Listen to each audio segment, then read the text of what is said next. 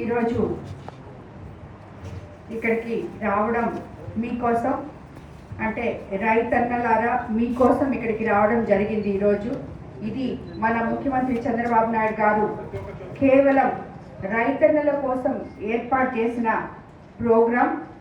ఈ లేగుంటపాడులో నేను కూడా మీతో కలిసి ఒక రైతునే కాబట్టి మనందరి కోసం ఏర్పాటు చేసిన ప్రోగ్రాం. ఈరోజు మీకు అందరికీ తెలుసు, మనం అధికారంలోకి వచ్చిన తర్వాత 18 నెలలు అయింది. ఇప్పటికీ ఈ 18 నెలల్లో మనం ఏదైతే చెప్పుకున్నామో ఎలక్షన్స్ ముందు అన్నదాత సుఖీభవ, దాంట్లో భాగంగా మనకి ఆల్రెడీ 2 విడతలు మీ అకౌంట్లలో రైతులకి డబ్బులు వేయడం జరిగింది. అదేవిధంగా మొట్టమొదట మనం అధికారంలోకి వచ్చిన అప్పుడే పండిన రబీ పంటకు కూడా అందరికీ 48 గంటల్లో కొనుగోలు చేసి ధాన్యం కొనుగోలు చేసి అమ్మాలయంతో సహా మీ అకౌంట్లలో డబ్బులు జమ చేయడం జరిగిన ఏకైక ప్రభుత్వం మన తెలుగుదేశం ప్రభుత్వం. తప్పకుండా మన ప్రభుత్వం రైతులకి అండగా ఉంది అని నిరూపించుకున్న ప్రభుత్వం కూడా మన ప్రభుత్వం. అదేవిధంగా ప్రతి ఒక్కరు కూడా యూరియా లేదు, యూరియా కొరత అని ఇదంతా కూడా చెప్పారు. కానీ పోయినసారి మనం వేసుకొని పండించుకున్న పంటలు కానీ ఈసారి కానీ కూడా ఇప్పటికి ఆల్రెడీ 2 విడతల యూరియా ఇచ్చున్నామని చెప్పడం జరిగింది. ఎందుకంటే మన అగ్రికల్చర్ డిపార్ట్మెంట్ నుంచి మేడం ఇక్కడే ఉన్నారు. నేను ఎప్పటికప్పుడు డెల్టా ప్రాంతమైన మన కోవూరు నియోజకవర్గానికి అన్ని పక్కల నుంచి రైతన్నలే పంచ ప్రాణాలు అని చెప్పి నాకు తెలుసు. దానికోసమని చెప్పి నేను ఎప్పుడు కాలువలు కానీ 20 సంవత్సరాల నుంచి తవ్వని కాలువలు ఏ రైతన్నైనా సరే నా దగ్గరకు వచ్చి అమ్మ మా కాలువ తవ్వలేదు అని ఇప్పటి వరకు నన్ను అడిగితే నేను కాదు అని చెప్పిందే లేదు. మనకి డబ్బులు ఇంకా వచ్చేదానికి టైం ఉన్నా, అది డిపార్ట్మెంట్ వాళ్ళు శాంక్షన్లకి టైం ఉన్నా అవన్నీ పక్కన పెట్టి అవన్నీ వచ్చేటప్పటికి ఎప్పుడో అవుతుంది, వాళ్ళకి ఎప్పుడు పండించుకుంటారు, ఎప్పుడు నారు పోసుకుంటారు, ఎప్పుడు నాటుకుంటారు అని చెప్పి వెంటనే కాలువలు తవ్వేయడం జరిగింది. అలా ఇప్పుడు కూడా చెప్తున్నాను, ఎక్కడన్నా ఎవరికన్నా అలాంటిది జరగకుండా ఇంకా పొరవ ఉంటే ఈ రోజుకి కూడా మనం రైతులకి కాలువలు తవ్వే విధానంలోనే ఉన్నాము. కాబట్టి ఒకవైపు కాలువలు తవ్వుకోవడం, ఒకవైపు యూరియా ఇవ్వడం, అలాగే మనం పండించుకున్న ధాన్యానికి ధరలు కూడా ఇవ్వడం జరిగింది పోయినసారి. రెండోసారి మనం కొంచెం ఇబ్బంది పడడం జరిగింది. అది గవర్నమెంట్కి ముఖ్యమంత్రి సీఎం గారికి ముఖ్యమంత్రి గారికి ఆల్రెడీ చంద్రబాబు నాయుడు గారికి విన్నవించుకోవడం జరిగింది.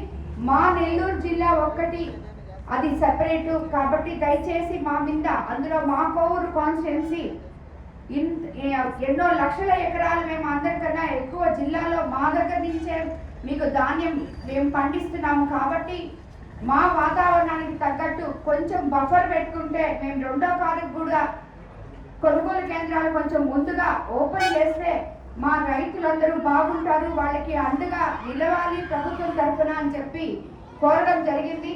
ఆయన దానికి సమ్మతించారు. ఈసారి మనకి అటువంటి పరిస్థితి రాకుండా అన్ని జాగ్రత్తలు తీసుకొని రైతులకి సపోర్ట్గా తప్పకుండా ఉంటామని చెప్పి నేను మీకు అందరికి తెలియజేస్తున్నాను. అలాగే ఈరోజు రానున్న 5 సంవత్సరాల్లో రైతును రాజును చేసే విధానంలో మన ముఖ్యమంత్రి చంద్రబాబు నాయుడు గారు ప్రభుత్వాన్ని ముందుకు తీసుకెళ్తున్నారు. అందులో మీకు ఇప్పుడే నేను చెప్పినట్టు నీటి భద్రత, రాష్ట్రంలో ప్రతి ఎకరాకు సాగునీరు అందించే విధంగా ఆయన ఏవైతే ప్రాజెక్టులు అసంపూర్ణంగా ఉన్నాయో అవన్నీ కూడా ప్రారంభించబోతున్నారు. అవన్నీ పూర్తి చేసుకోబోతున్నాం రాబోయే 5 సంవత్సరాల్లో. ఈ కన్నిటికన్నా ముఖ్యంగా దేవుడు కరుణించి మన జలాశయాలన్నీ ఎంతో నిండు కుండల్లాగా ఉన్నాయి. నీటికి మనకి తక్కువ నీళ్ళు లేవు, ఎక్కువ ఉన్నాయి. కావాల్సిన దానికన్నా రైతులందరూ దానికి సంతోషంగా ఉన్నారని నేను అనుకుంటున్నాను.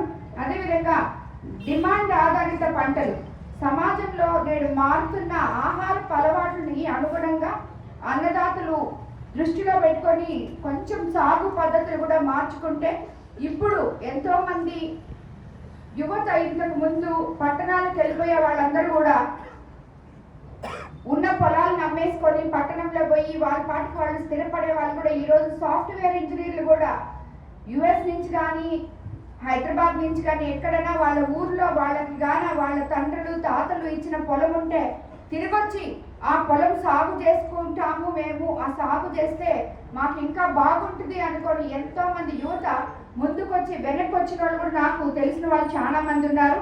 అలాంటి వాళ్ళందరూ కూడా ఈరోజు ఈ ఆర్గానిక్ ఫార్మింగ్ లో పద్ధతుల్లో కూడా ముందుకెళ్తున్నారు. వాళ్ళందరికీ కూడా మన అగ్రికల్చర్ డిపార్ట్మెంట్ నుంచి ఏడీ గారు వాళ్ళందరికీ అన్ని సూచనలు అందిస్తున్నారు.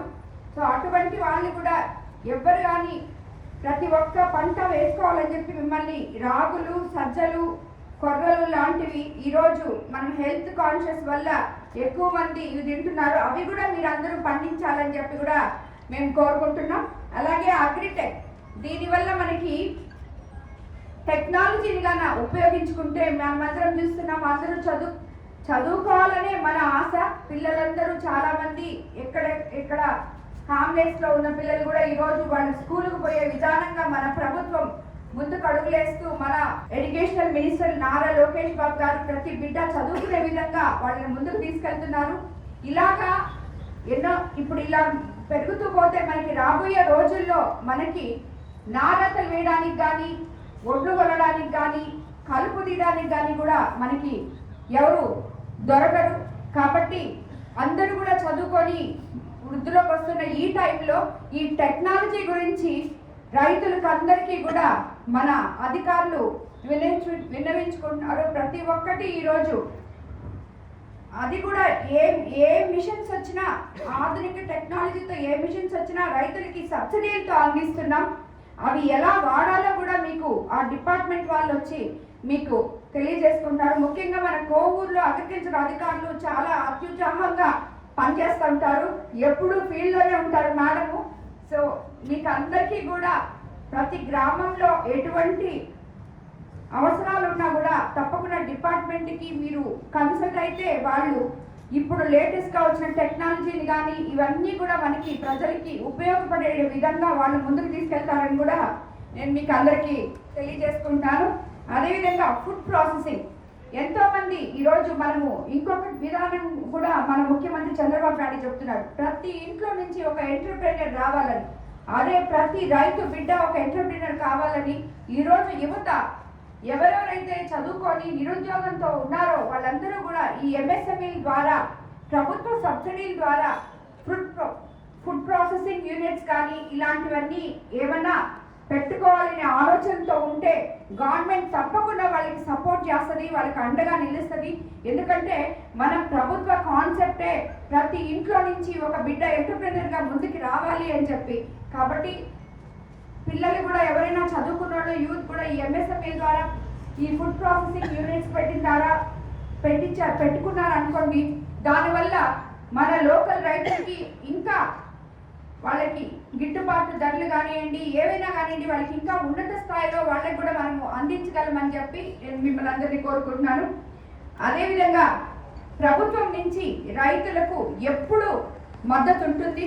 తప్పకుండా టైంకి వాళ్ళకి రైతులకి ఏ టైంలో ఏది ఇవ్వాలో, మనం ఎంత ఇబ్బందికర పరిస్థితుల్లో రాష్ట్రం ఉందో ప్రతి ఒక్కరికి తెలుసు. అయినా కూడా ఏ టైంలో ఎవరికి ఏది ఇవ్వాలో మన ముఖ్యమంత్రి చంద్రబాబు నాయుడు గారికి తెలిసినంత ఆ అనుభవంతో ఈ టైంలో రైతులకి ఇది అవసరం, ఈ టైంలో పిల్లలకి ఇది అవసరం అనే విధంగా ఆలోచించి ఆయన ప్రతి ఒక్కరికి కూడా దిశానిర్దేశాలు ఆదేశించి వాళ్ళకి రావాల్సినవి అందించడం జరుగుతూ ఉంది. అదేవిధంగా మీకు ఈ ఎంఎస్ఎంఈ వల్ల కూడా ఎంతో ఉపయోగపడుతుందని చెప్పి నేను అనుకుంటున్నాను. అలాగే పాడి రైతులకు కూడా ప్రభుత్వం ఎంతో అండగా ఉంది. దేశంలోనే మొదటి 3 స్థానాల్లో మనకి నిలవడానికి పాలు, మాంస ఉత్పత్తికి తగిన చర్యలు తీసుకుంటున్నాం. గుడ్లు ఉత్పత్తిలో కూడా దేశంలోనే మనం మొదటి స్థానంలో ఉన్నాం. కాబట్టి ప్రతి ఒక్కరికి కూడా మెరుగైన పౌల్ట్రీ పాలసీని 2025, 2030 వరకు తీసుకొస్తున్నాం.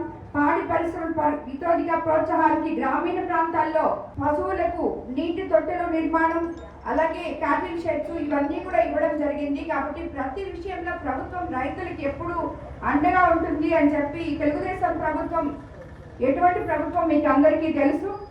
అలాగే సంక్షోభం నుంచి సంక్షేమం దిశగా పయనిస్తున్న తరుణం ఇది.